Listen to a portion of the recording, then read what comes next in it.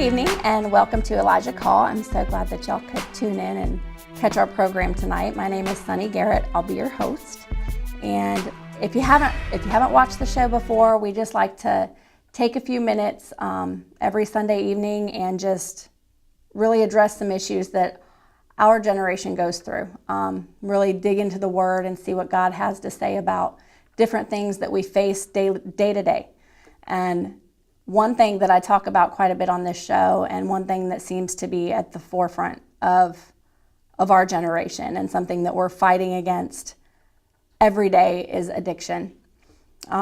We've talked about addiction from different angles and from different perspectives and standpoints, and it's really just that it can come from anywhere. You know, we've talked about drugs and alcohol, even depression and things of that nature, fear. So today, I just want to welcome my friend Summer Thompson, who is going to tell us her story and just a little bit about how she, through the grace of God and through His power and His might, has overcome her battle with addiction and alcoholism. And just, it's an amazing story. So Summer, tell us about you. Tell us how it all started with you. Well, for me, the first time I did anything was alcohol, and that was in junior high. And that just lit a fire in me, a bad fire. And it's just all I thought about. You know, it consumed my thoughts. I wasn't in church at the time. I grew up in church, but, it wasn't consistent. So there was a hole, there was something missing, and I was just trying to fill that. And that first time I drank alcohol was wine coolers at a friend's house. I immediately felt something I had never felt before, and so I just always, that's all I thought about. But I was in junior high, so, it's kind of hard at that age to get a hold of it a lot. So it didn't really consume my life at that point, but every chance I got, I would drink. Right. So, but by high school, it did consume, all I could think about all week long was the weekend to party and drink. Mm-hmm. And so I drank pretty heavily for a lot of years. I always tell everybody that I drank heavily till I was legally allowed to drink, and then it was boring for me, and that's kind of when I switched to pills.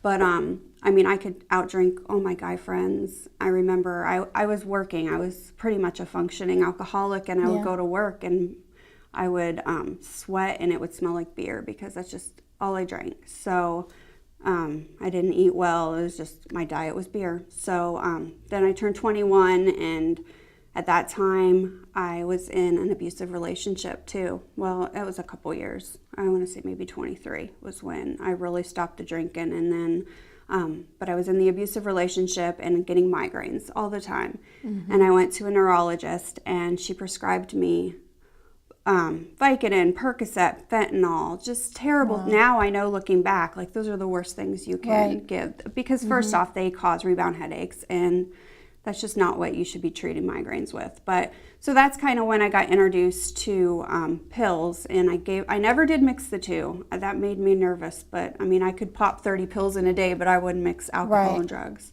So like I said, I was in that abusive relationship for probably 4 years, and that's when I figured out if I would take enough of the pills, it would kind of numb all the pain that I was dealing with in that relationship. So, I became a hardcore addict. My drug of choice was pills. I never, went past that. I'm thankful, because I think if I would have made the leap to heroin, I know when I went to rehab, they said, your next stop would have been heroin. And I don't know that I could have came back from that.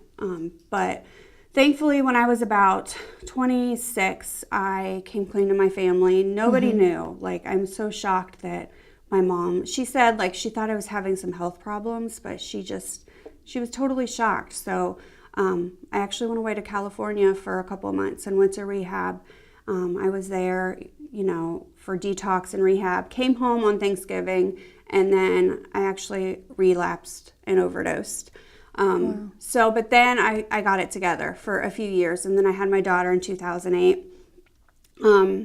But, even during that point, from like 2008 till 3 years ago, I would still get my hands on pills once in a while, you know, and I would justify it in my head that I needed them for this or that, but really, like, there was just something missing, and I was just trying to fill it. So then like 3.5 years ago, I had a major death in my life that it really just affected me more than, I think that was the first thing I really had to deal with, since, you know, being somewhat clean, and I didn't know how to deal with the feelings. My biggest trigger's always been stress. I don't want to feel anything bad. So when that death happened, it threw me into a relapse. So I relapsed for about 6 months, hardcore. I mean, every day I was back at it again. And then, you know, again, nobody knew. But I finally had sense enough to recognize, okay, you know, I'm going down that path again, and it's going to get worse. And I have a daughter now to think about, and a son, because my son was like a year old, I think, when I relapsed. So I put myself in outpatient rehab, and I'm still in outpatient rehab. I have pretty much just decided that I'm going to stay in, I call it maintenance, for the rest of my life, because stress has always been my number one trigger. And, you know, I'm a single mom, so I have a lot of stress in my life. So for a long time, I went 3 days a week. Now I'm not down to once a month. But yeah, I'm going to just continue because there's so many triggers and so much stress. And there's always something. But, you know, this last 3 years, it's been so much easier. I think I shared this in my testimony before, because I was trying to do it all on my own before. And 3 years ago, I really, like, got my butt in church and decided, like, you know, I'm going to give my life back to the Lord, because I gave my life to the Lord years ago when I was a kid, but then I got on the wrong path. And but this last 3 years, it's a lot easier when you have the Lord. And I have such a great, my church family. I've never had a church family before. I mean, I grew up in church, but I never felt the connection at any of the churches that we went to the way I feel here. And, you know, there's no judgment here. Everybody's so supportive. I've been able to, you know, share my testimony with so many people. And every time I share it, I know it helps them, but it helps me too. So, yeah, that's kind of the backstory on, you know, and not only was I addicted to drugs and alcohol, but, you know, to be honest, like, I was addicted to men. Like, I grew up, my dad he was kind of in and out of the picture. And so I was always missing that, you know, father figure. You hear about girls having, like, daddy issues, and I was one of those girls, and that was probably a big reason why I would drink. And then, you know, I would be with men, and it would make me feel good for, you know, a few minutes. But so, you know, when I gave my life to the Lord, he healed that too. I've been single. Well, I've been single now for 5 years, but you know, just a lot of issues for me.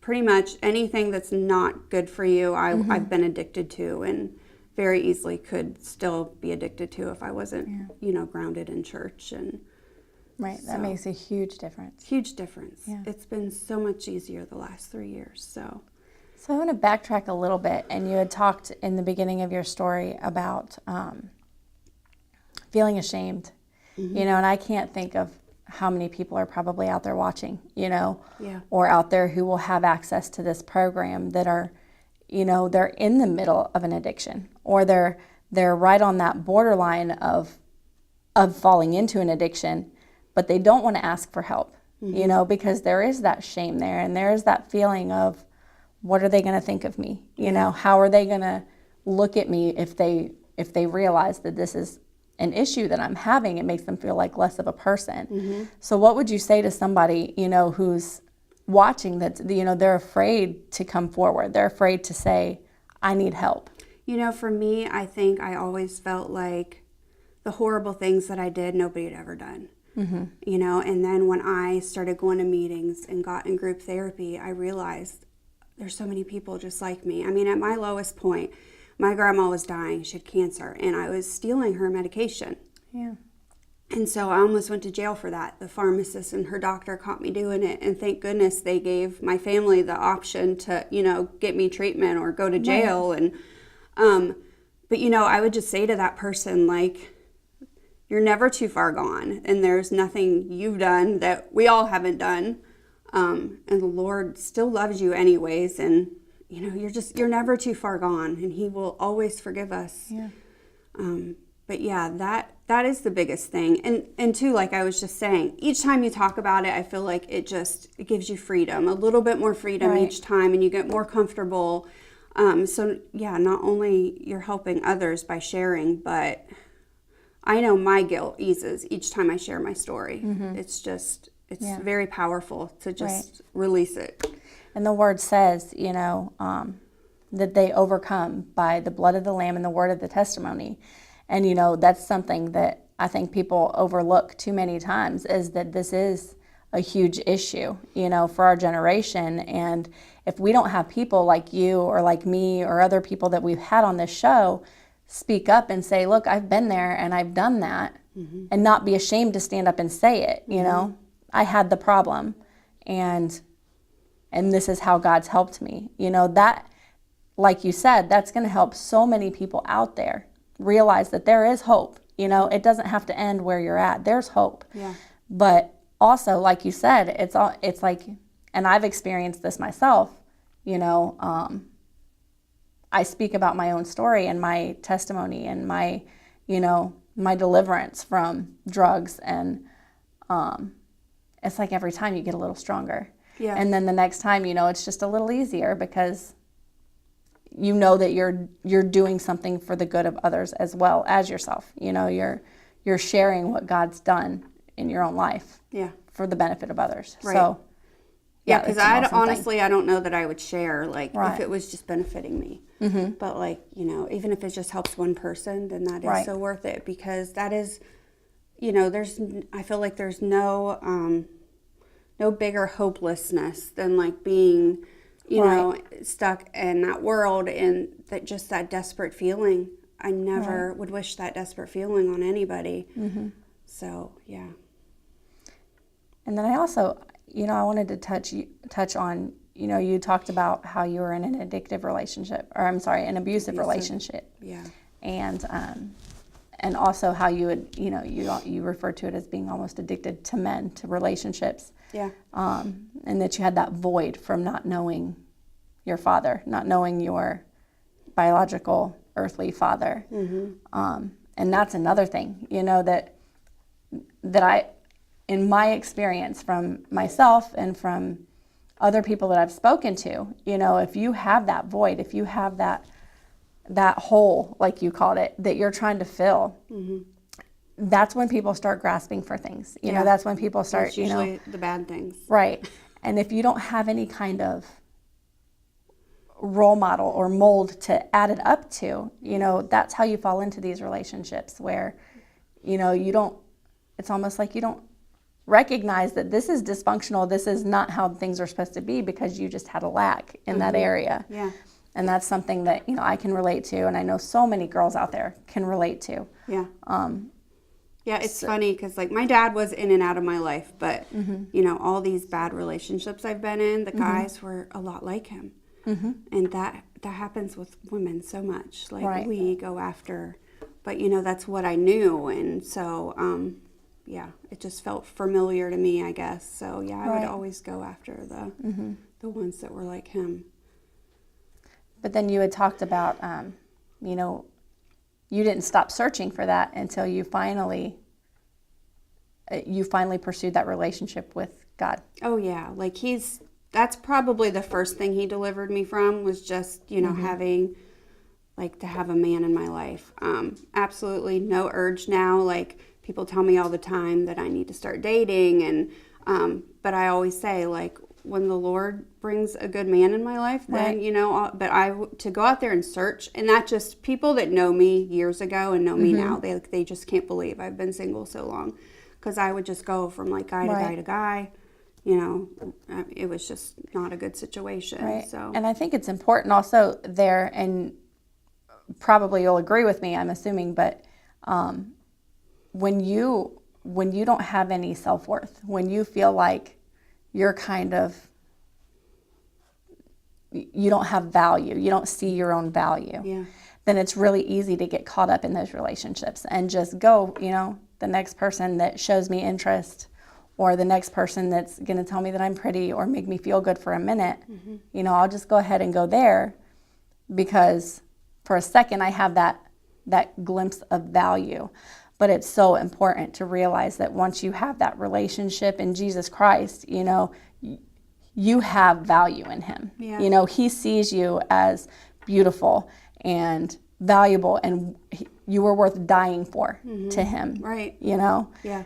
So, you know, if there's those girls out there right now, what would you say to them? You know, they go I from think here about to those there. girls so much, and even my daughter, because I feel like, you know, a lot of fathers aren't setting the bar very high Right. for how their daughters should be treated. My dad didn't set the bar very high. My kid's dad isn't setting the bar very high. And so I worry about them, and, you know, I just want them to know, like, you do have a father that loves you. Right. And he'll never turn his back on you like your dad here on earth has. And it's just such a fulfilling feeling when you give your life to him and he heals that, you know. But I worry about, because I felt like that's a big thing too that can start, you know, down the road to addiction and alcoholism. Trying to fill the void. Yeah. Yeah. So, yeah, that's something I worry about a lot. Yeah. Because it seems like now, you know, it's rare to have a good father nowadays. It really is. Yeah. I mean, that is another issue that our generation struggles with, is that father figure. But, you know, he gives his love more than abundantly, you know, and it's good just, father. yes, he is. It's so awesome. I love that song. So, you know, in your story and you talked about how you came to your relationship with Jesus Christ, you know, and that's kind of what made that pivotal moment for you, where you knew you were, you know, you filled the void that we were talking about. And, I mean, it doesn't end there, you know. No. It doesn't And, you know, end there. I'm still like, you know, I've been delivered of, you know, alcohol, that addiction and guys, but, you know, I still struggle with the addiction. I've been clean. April 3rd was my 3-year mark. But, you know, I'm not one of these people that he's delivered the urge. You know, that just hasn't happened to me, and I know that he's got a reason for that. But I do still fight the urges, and I really have to stay on top of it, or it could take over again. So, you know, and I think a lot of people, they look at these people who have just been completely healed of it, and they wonder, you know, why hasn't he, you know, done that for me? But there's nothing wrong with that. We all have different stories, and it doesn't make you, you know, any less of a person if you haven't. It doesn't make you weak. I think a lot of people think that it makes them weak when they're not one of these ones, that it's just, you know, the urge is gone and never comes back. You know, for whatever reason, he just hasn't healed me of that yet. And, you know, maybe he never will, because I feel like that keeps me accountable, like, you know. So, and if that, maybe that's why he doesn't heal me of it yet. But it's definitely gotten better. I mean, it doesn't consume my thoughts the way it used to. So I think it's always a progress. You know, it's a work in progress. But you had talked about, you know, getting tied into a church family, you know, a place that you really felt like you belonged. And I think that's in recovery, you know, that's so important to have those ties somewhere where you know that people support you. You know that people are going to have your back when you do have those moments of weakness where you feel like, okay, I'm thinking about this thing, I'm thinking about those pills or the drug or the alcohol. But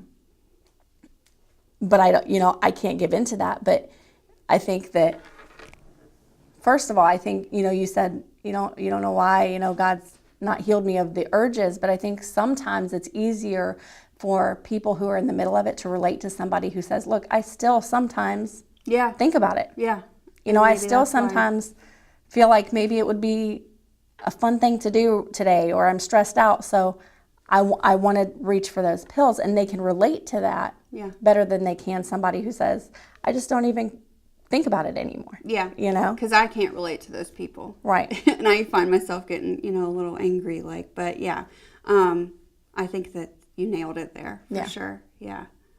But, you know, talk about having those church ties for a minute and how important that is. You know, I think a lot of people who are struggling, they don't have a good family. I know, I mean, I have my mom. She's wonderful. She's never left my side. But other than her, I mean, I don't really talk to my dad's side. There's one aunt and uncle I talk to on his side. My grandparents have passed away. So I just never have really had a good, strong support system. And I find that here in the church. Right. And like I said, so many of us that are in that situation. And so you can find that in the church. You know, good, loving, supportive people that we all need in our life. Right. Right. So. And, you know, one of my favorite scriptures is that he'll take what Satan has meant for bad, and he's going to turn it around for the good of those who love him. Yeah. And he's doing so much through you now. You know, he's working in so many ways through you to help others around you that are struggling with some of the same struggles that you've been through, struggles that you're still going through, you know. So talk a little bit about that. Talk about, you know, the purpose behind the addiction, because God gives purpose to everything. He doesn't waste a thing in our lives. So talk about the purpose behind it for a minute. I think anytime we go through trials, it's always to turn around and help somebody else. And I know even for me, you know, my kids, I worry about them so much because they have addiction and alcoholism coming at them from both sides of the family. And I feel like, love my mom to death, but she was very naive. She just never drank or did anything. So, you know, if I had to go through all of that so that my children don't, then that right there is worth it to me. But not just to help them. I mean, just to help, even if it helps one stranger, what I went through. Right. Like, I would do it all over again. But yeah, he, you know, just sharing your story helps so much, and getting part of things like the Living Free ministry that we have. Right. You know, even me, I became a facilitator of the groups. You still get so much from going and working. You learn something. These people that are coming in that haven't been clean for very long, like, you still learn stuff from them. Right. And I find that just amazing, just because I have 3 years clean and somebody comes in and they're, you know, a couple months clean, that I can still learn something from them. But you just have to be willing, you know, to share your story and reach out for help. So talk a little bit about what Living Free is, because I know me and you have both been through it. We're both facilitators, and it's something we're familiar with, but not everybody watching might know what Living Free is. So talk about Living that a little Free bit. is a faith-based class that we do. It's a 9-week class. We meet once a week, and we work through a book that works with the Bible. So you have to, you know, work through both of them together. And there's questions, and it gives you topics to share about, get the group involved, and we've just had some amazing groups in there, and amazing things happen. You know, people that walk in and you can tell they're just very shy and maybe ashamed, and they just totally open up over the 9 weeks. Right. Totally different people that, you know, from the week 9, from week 4. Right. And that's just really cool to watch. And I think, you know, in my experience with Living Free, and even in the group that we were in together, like, it creates such a bond between the people that have been in the class, and you know, you start to interact, and it's like it becomes your safety net. It becomes your support system. So when you're feeling those moments of weakness, you have something to fall back on, you know, and it's all faith-based, you know, and I think that without Jesus in the middle, nothing's going to work anyways. Yeah. But it's such a great help to people who are in the middle of an addiction, coming out of an addiction, have a loved one. You know, I was going to say, people that just need to understand it. And I remember the first class I took, we just had such a special bond, and I thought that was, I was like, I'm not going to have that again. Right. And I've had it in every class that I've taken, like every group. We have just had such a great bond. I think because it's a smaller class. It's not like, you know, walking into like an NA meeting or anything. It's a really, like, they say 12 people, but we typically don't have 12 people. It's just very laid back and very comfortable, and no judgment. And yeah, it's a wonderful thing. Yeah, that I feel like not enough people know about. Right, and there is a Facebook page for Living Free. Is that correct? I believe so. And if you want to know more about it, you can also, we have classes here at Faith Harvest Fellowship, and you can contact somebody through there. And there's just different There's other avenues. churches too that are Right. getting involved. There's several other churches. Yeah. There's, it's growing. It's definitely a growing program, it's awesome. And it's much needed right now. Right. I mean, So- the NA and AA meetings are great, but I Right. feel like this, just to get in and work in the book, in the Bible, and it's just, I think you benefit more from these Right. classes than Absolutely. the other things that are out there right now.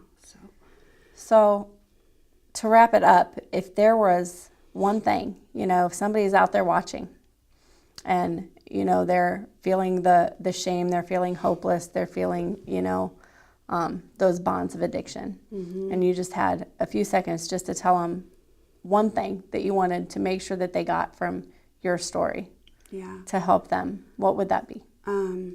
Just that, you're never too far gone, and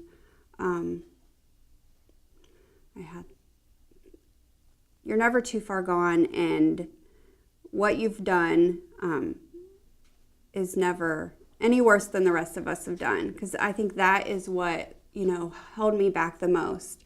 I thought, I was so ashamed. I didn't think anybody else out there had done the things I had done, and I didn't think I thought I was too far gone. I can never come back from this. I mean, at my worst point, I was taking like 30 pills a day, and I just thought I would never, no matter what help I got, I didn't think that I would be able to overcome it. So I think that would be the two most important things. You're never too far gone, and you deserve better. Yeah. I mean, having your Definitely. life controlled by pills or alcohol or whatever, like, it's just not a good life to live, and you deserve so much better. Right. Yeah. We are children of a king, so, we deserve a better life than that for sure. Yeah. But, I just want to take a quick minute and just pray over those of you who have been watching tonight, and just pray that God's word will resonate in you. So I just want to do that quick before we have to go. So thank you, God. I thank you for Summer. I thank you for her testimony. God, I thank you for her willingness to share it, God, for those people out there that are struggling, God, that have heard her story, God, and they can relate to that. I just pray for your conviction to fall upon them, God, and I pray that they will find the help that they need, God. And I just pray that seeds have been planted, God, seeds of hope, seeds of worth, God, in you. And I just pray for everyone watching to just be touched and let their lives be changed from this testimony. In Jesus' name I pray. Amen.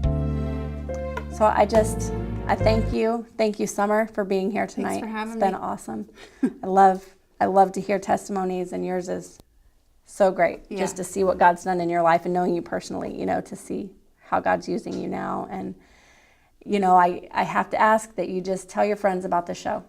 Tell them to tune in with you. It's on at 10:30 on Sundays on MCTV. So just make sure that you tune in, make sure that you get plugged into a church somewhere. If you're watching and you don't have a home church, Faith Harvest Fellowship is in downtown Worcester. Check us out. We have a Facebook page. Also, we offer things like the Living Free class, also Desperate Pursuit, every other Friday night at 7 p.m. Get involved in a church group, in a church family, as she called it. So thank you for tuning in again, and I hope you join us next time here on Elijah Call.